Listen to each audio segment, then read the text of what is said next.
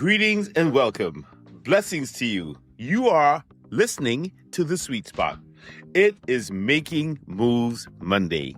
Yes, indeed. And we're going to have a great week. This week, we're going to be looking at a book by Miguel Ruiz. It's called The Four Agreements. It's a classic book. It's been around for decades. And it's the Four Agreements. It's about reclaiming your response to things when things don't go well, or it's about getting unstuck, or it's about not taking things personally. It's about doing your best. There's so many themes in this book that are applicable that you and I are going to go over this week and have a fantastic week. Are you ready? I know I am. So I'm Dr. Derek Sweet. I'm a board-certified psychiatrist. I work in high performance, but more than that, I'm your teammate. I am your teammate here in this game of life. And we're going to get started right away, Sweet Spotter. Let me start with this. What belief about yourself do you react from most often? And who taught you that belief? Not what you say out loud. I'm talking about the quiet belief below. The one that flares up when somebody corrects you or criticizes you. The one that surfaces when you feel overlooked. The one that tightens your voice when somebody is disagreeing with you or you didn't get what you wanted. When you're frustrated. Who installed that belief? And why do you run it? That's what this week is about, and that's why we're looking at this book called The Four Agreements. We're stepping in to a very focused one-week sprint through this book. And I've read it several times, and I've used it in many workshops that I've done. And I love it. Don Miguel Ruiz did a great job with this book. It's an evergreen. And you may have read it too, but it's always helpful to intentionally have the conversation, because this book has helped many people untangle things like resentment, quiet self-criticism, and it's also helped them communicate more cleanly, more clearly, and to stop living inside of reactions that you didn't even consciously choose, right? So many of us are running these scripts, this automatic programming. And this book has helped leaders that I know stop over-personalizing the feedback that they get when they're not doing well. It has helped athletes and artists recover faster from mistakes. It's a great read for that. This book has also helped professionals who feel underutilized to stop interpreting everything as rejection. And sometimes you feel stuck. And when you realize that you're stuck because it's your assumptions keeping you stuck, not the facts, you get freedom. So this book is a great book, The Four Agreements, and if you can, pick it up. If you don't pick it up, that's cool. This whole week, we're going to be covering it, and you're going to know everything you need to know. So in sports, talent, right? Talent isn't usually the rate limiter. People think it is. It's not talent in sports. You know what it is, in my experience in sports, that's the rate limiting thing, the thing that actually determines how things are going to go? It's the reaction that players have. It's the reaction that coaches have. It's the reaction that management has. It's the reaction, not the actual thing that's going on, that you have to pay attention to. How are people reacting to what they see or what's happening? In business, it's the same thing. Deals don't collapse over spreadsheets. You know why they collapse? They collapse over the interpretation of what's on those spreadsheets. The front line, similarly. Yeah, the misreading can escalate fast on the front line based on what people are perceiving and how they react to that. And I don't have to tell you, in a relationship, wow, you can see where there can be all kinds of issues. You know, in relationships, the argument rarely begins from a place of everybody being on the same page, right? It begins because we're in so many different scripts. We're in so many different worlds that by the time we argue, we don't even realize it, but we're coming from completely different places. And at the same time, the irony of arguments is that we are actually probably wanting the same thing: to be heard, to be listened to be respected. Yeah, in relationships, arguments rarely begin where they seem to begin. And that's the work I do when I do conflict negotiations or restorative practice work. Yeah, I realize that in a relationship, that argument, wherever it began, is not really where it began. So look, sometimes you're alone at night, right?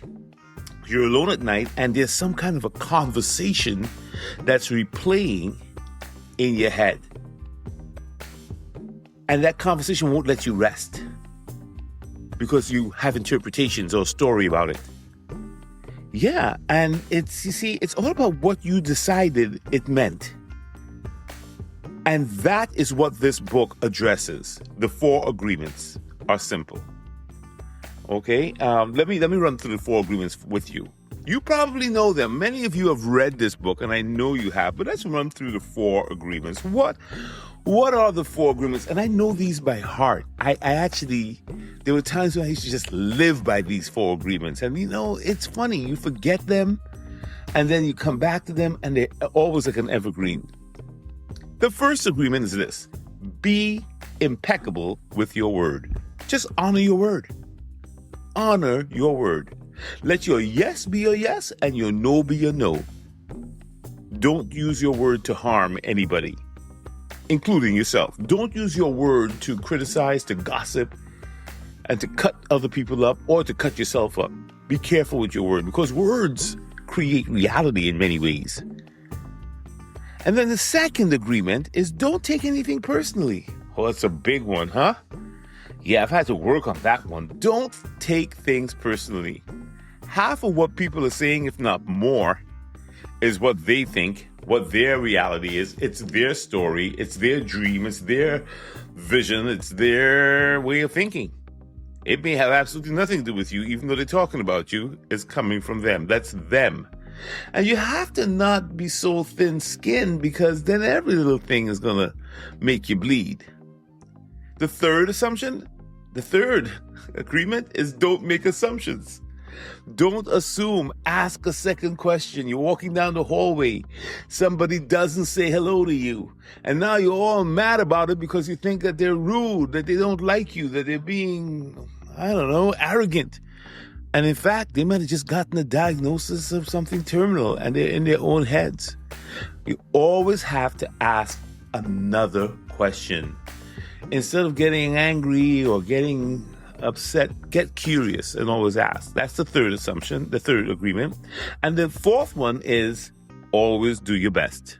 In every moment, with everything you're doing, do your best. Because then you don't have to have any regrets when you do your best. And another thing is to understand that your best can be different in different circumstances. If you're not feeling well and you're tired and you're fatigued and you're doing your best, that might look different than on a day when you have it all together. So be impeccable with your word, agreement 1. Don't take anything personally, agreement 2.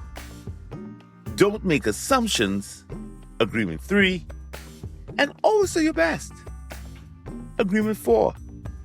Very simple language, but serious application if you take it on. So how does this work, right?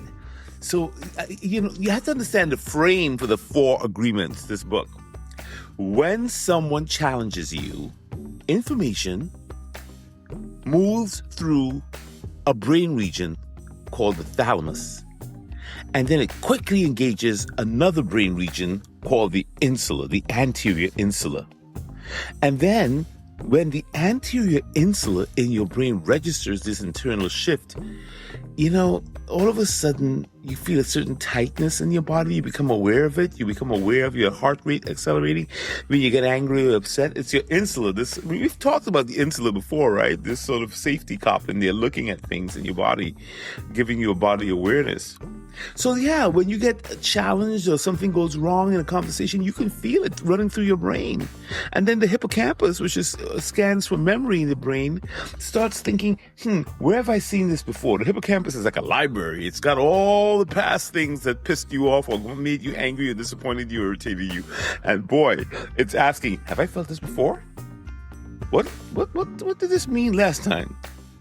So does this, and if what you're going through resembles past rejection or past embarrassment, your system, your amygdala, your prefrontal, everything starts to prepare accordingly. And then your mind constructs a narrative. That's how we work, people.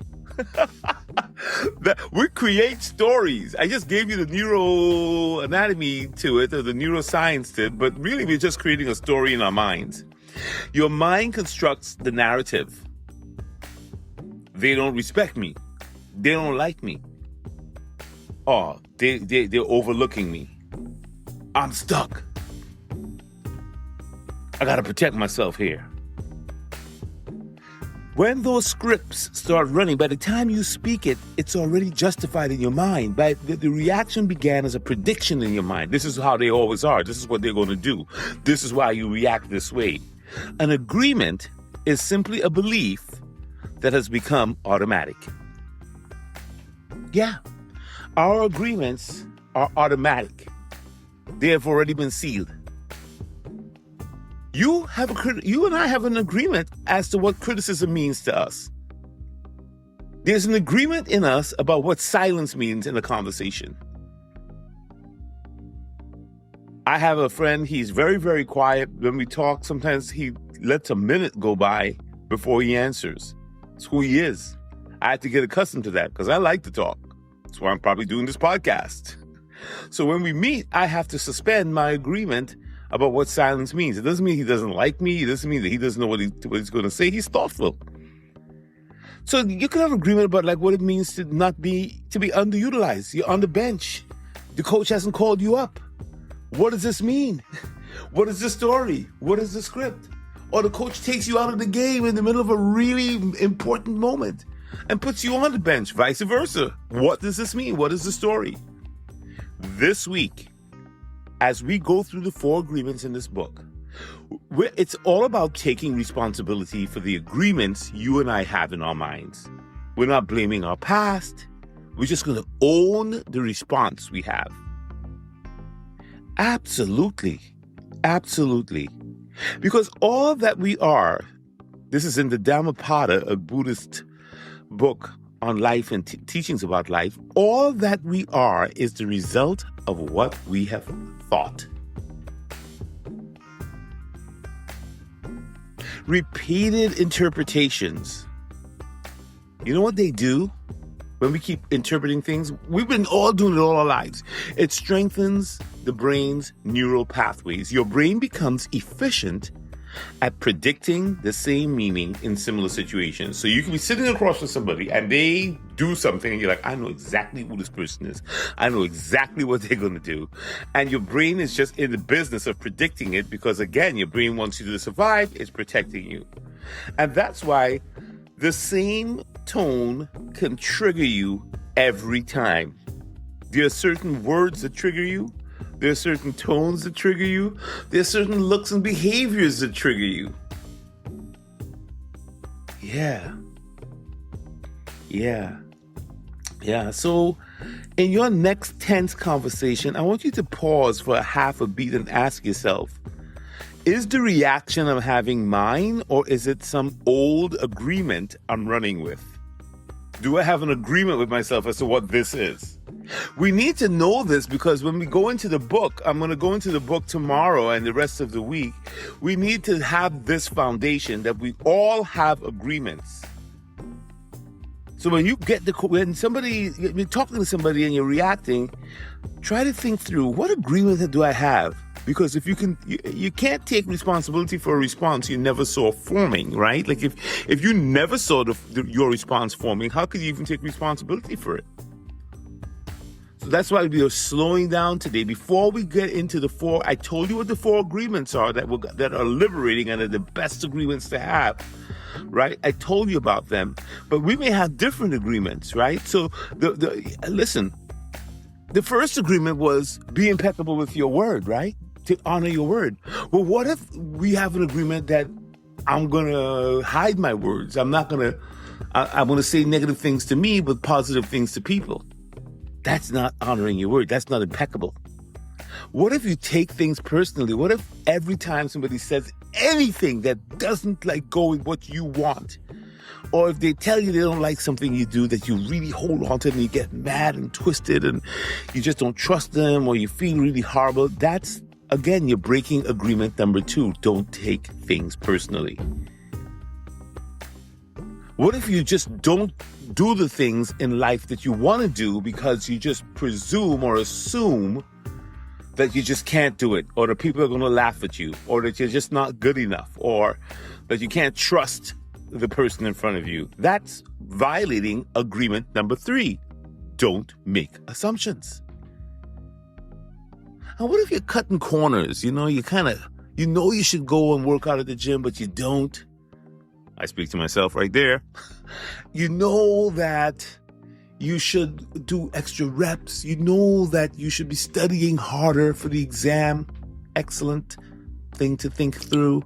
Well, you're not really following agreement number 4. Always do your best.